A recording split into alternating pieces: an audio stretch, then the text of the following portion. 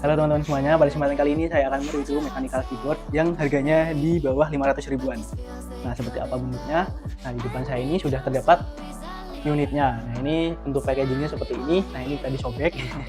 Terus ini di bawah ada tulisan-tulisan spesifikasi.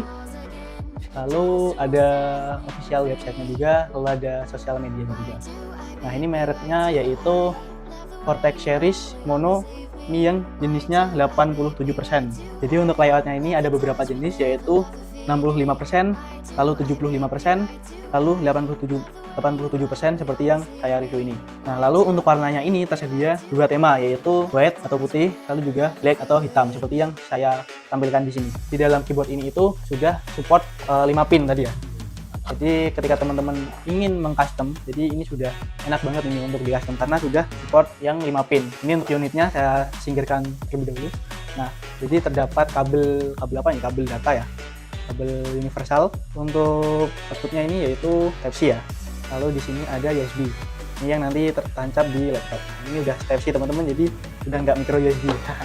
Lalu di sini ada penjepit, ini untuk mengganti switch. Nah, ini untuk mengganti tiketnya. Suara yang dihasilkan itu benar-benar suara dari keyboardnya, jadi sudah tidak ada suara yang mungkin kayak interferensi kayak gitu, jadi aman ini. Nah, ini seperti ini untuk layout tampilannya yang 87%. Jadi hanya ada dua tipe warna yaitu putih dan hitam. Tampilan warna teman-teman. Temanya ini yang black tadi ya. Jadi tersedia dua varian yaitu putih dan hitam. Kebetulan yang saya pilih ini hitam teman-teman. Kita lihat belakangnya. Untuk belakangnya sendiri ini ada mereknya dan juga ada stand-nya. Nah, untuk stand-nya ini sudah dua tingkat teman-teman. Jadi ini ada yang besar dan juga ada yang kecil.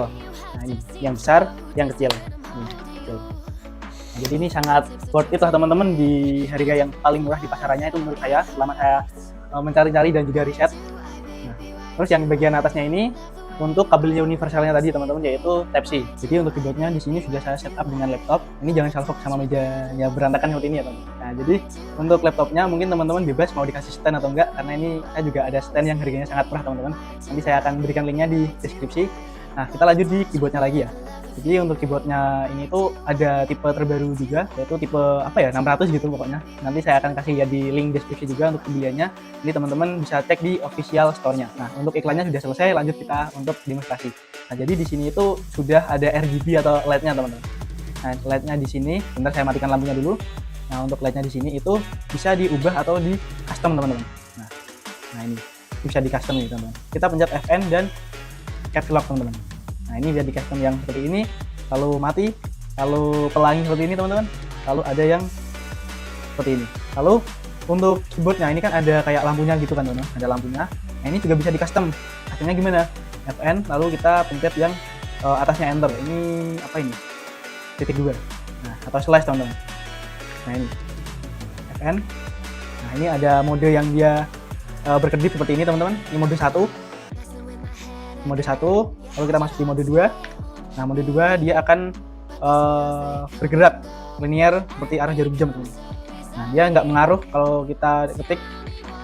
Lalu kita lanjut di bagian berapa tadi? Ketiga ya ini ya. Ini ketiga. Nah, dia akan bergerak secara acak teman-teman. Dia juga tidak berpengaruh ketika kita mengetik. Nah, oke, kita lanjut masuk di keempat.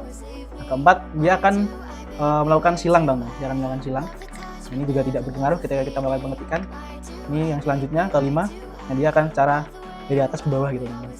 Lalu ini yang ini juga tidak mengaruh ketika kita mengetik. Lalu kita masuk di bagian ke-6. Nah, dia akan membuat kita sakit mata teman-teman. Jadi buat teman-teman yang mungkin suka dengan RGB seperti ini, kalau saya akan mengganti yang mode selanjutnya. Nah, ini akan mode sedikit slow. Lalu ada mode yang sedikit liar. Lalu akan ada mode yang seperti ini. Ini sangat acak juga teman-teman. Ini juga. Ini akan berhenti teman-teman LED-nya. Akan menyala terus-menerus seperti RGB pada laptop-laptop pada umumnya. Nah, kita lanjut. Ini akan berkedip atau blink. Kita lanjut lagi. Dia akan bergerak seperti memutar di kedua sisi. Lalu kita lanjut. Blink lagi. Kita lanjut lagi. Blink lagi juga. Kita lanjut. Kita lanjut lagi. Kita lanjut lagi. Nah, ini mati teman-teman. Tapi jangan salah ketika kita melakukan pengetikan, seluruh seluruh huruf yang ada di sini tuh dia akan ikut hidup teman-teman. Nah, kita masuk di mode selanjutnya. Yang tadi kan hidup semua. Nah, ini Nah ini nanti yang hidup itu satu baris ya, satu linear ini, satu line, satu baris ini. Selanjut, nah ini yang selanjutnya ini satu huruf teman-teman. Jadi ini kalau kita ngetik huruf K, nanti yang hidup juga hanya aja. Kita lanjut. Nah ini udah habis teman-teman. Jadi saya akan memperlihatkan suaranya teman-teman. Nanti mohon maaf ya apabila suaranya tidak masuk karena clip-on yang saya pakai ini sudah ada fitur noise reduction. Jadi nanti kayak suara-suara gitu kadang tidak masuk. Kita coba.